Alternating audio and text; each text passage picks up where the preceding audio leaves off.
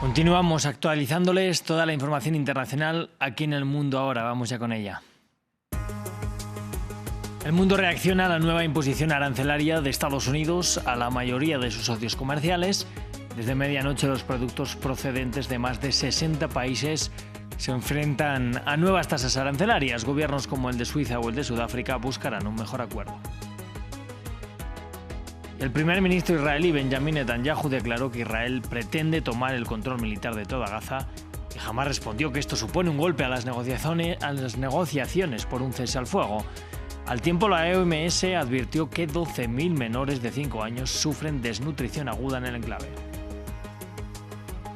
Y para la próxima semana se espera una reunión entre el presidente estadounidense Donald Trump y su homólogo ruso Vladimir Putin. El magnate respondió que el encuentro se realizará aunque el titular del Kremlin se niegue a un encuentro con Zelensky.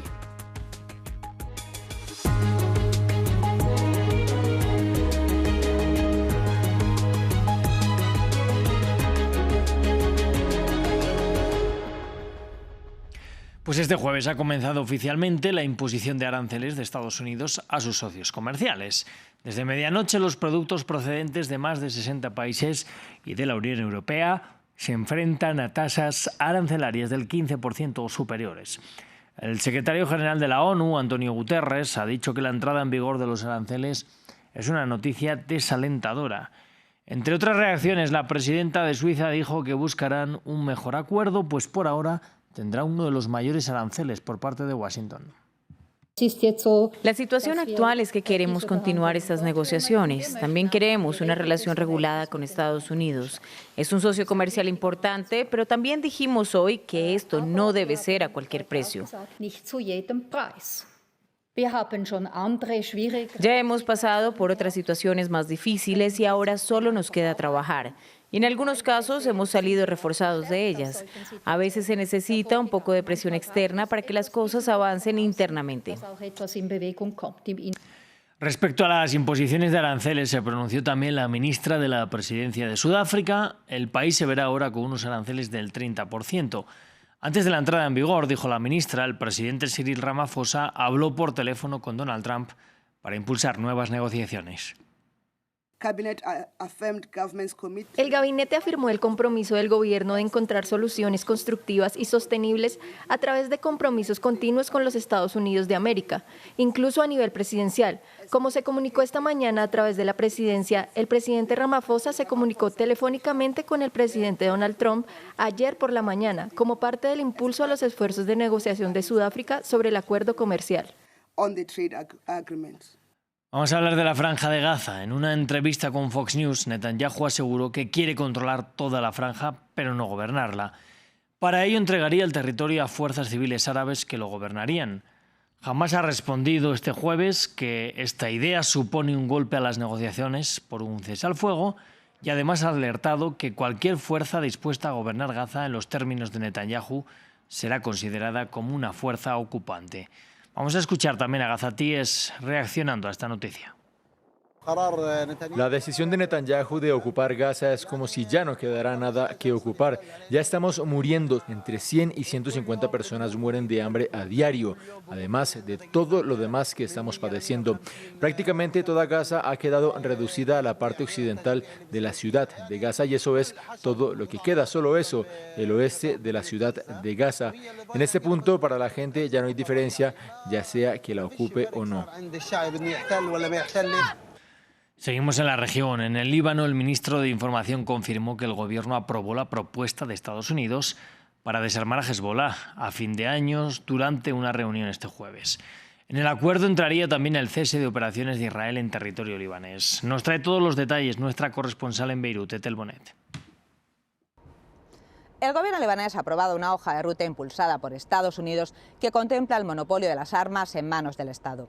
El plan incluye el desarme progresivo de Hezbollah, la delimitación de las fronteras con Siria y Israel en conversaciones indirectas con Tel Aviv y la promesa de fondos internacionales para reconstruir la economía del país. Pero Hezbollah ha rechazado de plano la iniciativa. Sus ministros abandonaron la sesión del gabinete y calificaron la decisión de inexistente y un grave pecado. Para el partido Milicia Chií, este proyecto no busca reforzar la soberanía libanesa, sino trasladar el conflicto con Israel al seno del gobierno.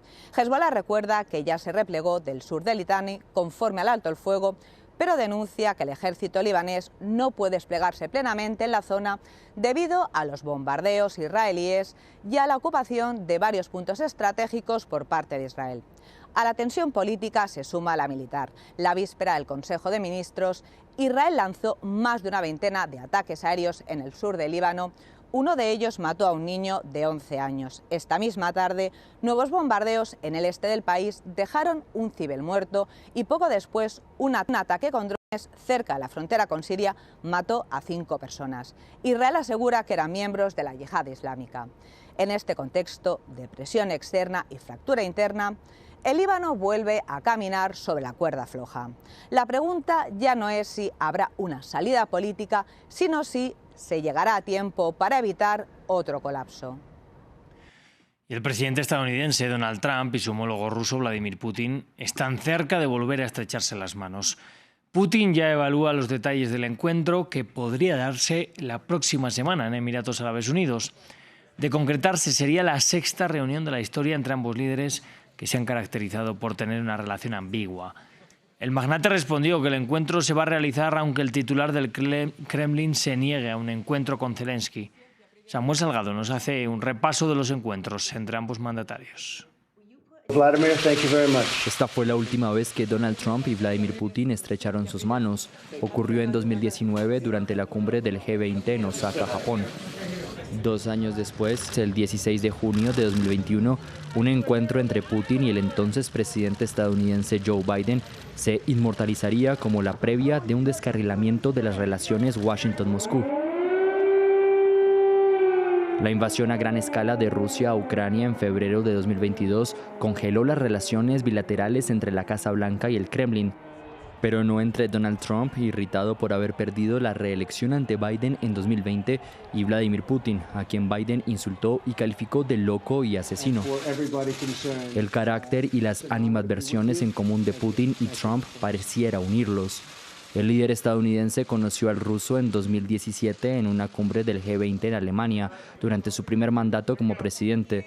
La pareja se volvió a reunir más tarde ese año en Vietnam durante una cumbre de cooperación económica Asia-Pacífico APEC, antes de otras 2 reuniones al año siguiente en Finlandia y Argentina.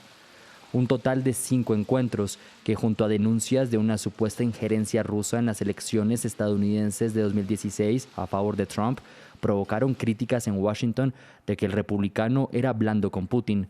Pero su relación no deja de ser ambigua. Trump se ha jactado al decir que ningún presidente estadounidense ha sido más duro con Moscú que él. Ahora Donald Trump intenta mejorar las relaciones con Rusia y tratar de poner fin a la guerra en Ucrania, aunque sin esconder su frustración con Vladimir Putin. Y en Argentina, organizaciones sindicales volvieron a marchar en Buenos Aires contra el ajuste económico del gobierno.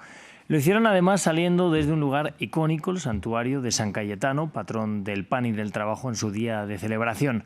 Acabaron en Plaza de Mayo, frente a la sede del gobierno argentino, al que acusan de legislar contra los derechos de los trabajadores. Nos amplía nuestro corresponsal en Buenos Aires, Natalia Cosoy. Son 15 kilómetros los que separan el santuario de San Cayetano con esta zona de la ciudad de Buenos Aires, con la Plaza de Mayo.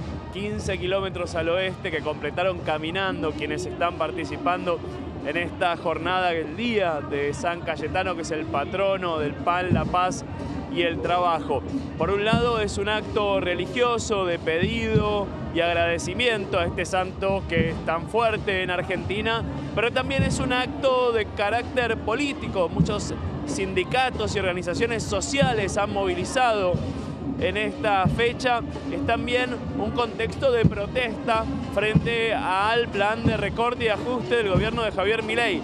Desde la iglesia hubo señalamientos pidiendo protección a los más débiles de la sociedad y también desde estos movimientos se están pidiendo una protección, un acompañamiento a los sectores más vulnerables en un contexto donde estamos viendo esa tensión entre el proyecto mileísta de recorte y motosierra y los sectores de la sociedad que dicen que con esos recortes tienen dificultades para ver garantizados sus derechos, entre ellos jubilados, por ejemplo, o personas con discapacidad que esta misma semana también estuvieron manifestándose en contra del gobierno de Javier Milei. Vamos a hablar ahora de la presunta muerte de 40 mercenarios colombianos en Sudán. Estos harían parte de un vuelo que los trasladaba junto a equipamiento armamentístico para apoyar al grupo rebelde sudanés Fuerzas de Apoyo Rápido. El ejército de Sudán aseguró haber derribado el avión y acusó a Emiratos Árabes Unidos de financiar al grupo rebelde. Para ahondar en ello, vamos a hablar con Víctor Gaviria, él es politólogo y magíster en Seguridad y Defensa Nacional. Víctor Gaviria, gracias por estar con nosotros. El presidente Petro pidió aclarar si efectivamente esos 40 mercenarios eran colombianos, pero no es un secreto que exsoldados de este país luchan en varias guerras en el mundo. ¿Por qué hay tantos mercenarios colombianos? Bueno, buen día. Pues lo primero, la presencia de los mercenarios colombianos en varios conflictos a nivel mundial tiene que ver con la experiencia en combate militar que tienen los colombianos. Colombia tiene una guerra irregular, básicamente de los años 60, que intentó poner fin con el acuerdo del 2016, pero ahí en adelante se han seguido varias confrontaciones con grupos disidentes y grupos paramilitares. Eso hace que el ejército colombiano, uno de los más grandes de Sudamérica, el segundo más grande de Sudamérica, esté produciendo soldados en retiro alrededor de 10.000 al año, porque ellos a los 20 años terminan jubilándose. La situación económica de estos soldados y de estos oficiales hacen que precisamente cuando salgan luego de los 30 o 40 años de edad, que todavía están en una edad productiva muy importante y con una gran capacitación militar, terminen siendo cooptados para grupos paramilitares o para exportar a los diferentes conflictos que se presentan a nivel mundial. De hecho, el más conocido, vemos este caso en Sudán, pero en el 2021 tuvimos un caso bastante complejo, que es el asesinato del presidente de Haití, por parte de un grupo de 20 mercenarios reclutados por, no sabemos hoy en esta investigación por quiénes, asesinaron a algunos y solo unos 5 terminaron escapándose. Pero tenemos mercenarios colombianos en el conflicto del narco en México. Mercenarios colombianos hacen parte de varios grupos o más bien cumplen la función militar de varios de los carteles mexicanos en el Pacífico mexicano, en la zona, en esta ruta del narcotráfico. Hay una queja del gobierno ruso frente a la presencia de mercenarios colombianos en la guerra de Ucrania y vemos hoy la situación de Sudán, que no es nada nuevo, y hay denuncias de la participación de esta fuerza paramilitar, de colombianos mercenarios en esta fuerza paramilitar. Esto tiene un antecedente importante para tener en cuenta, y es que en el año 2000 inició la implementación del llamado Plan Colombia. El Plan Colombia fue un plan político, económico, militar de los Estados Unidos en Colombia, que garantizó el ingreso de una gran cantidad de recursos económicos para combatir las guerrillas y el narcotráfico. Narcoguerrilla le dio nombre al gobernante de esa época. Esos recursos vinieron, o más bien se implementaron a través de grupos de empresas privadas de servicios, que hoy esas empresas privadas de servicios garantizaron una formación y una articulación con oficiales militares, que son hoy los que están reclutando a estos soldados. Sí, Víctor, le quería preguntar también por uno de los movimientos que ha querido hacer el gobierno actual, que busca evitar este tipo de reclutamiento, pero ¿cómo se consigue esto? ¿Es fácil o es complicado llegar a evitar estos reclutamientos? No es fácil, porque pues como se viene adelantando, el reclutamiento se está haciendo por redes sociales.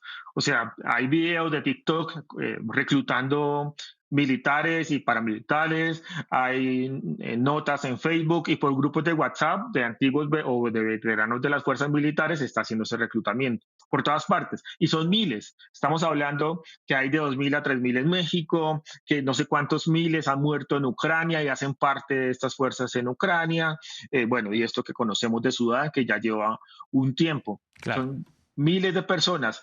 Las rutas posibles de solución son dos.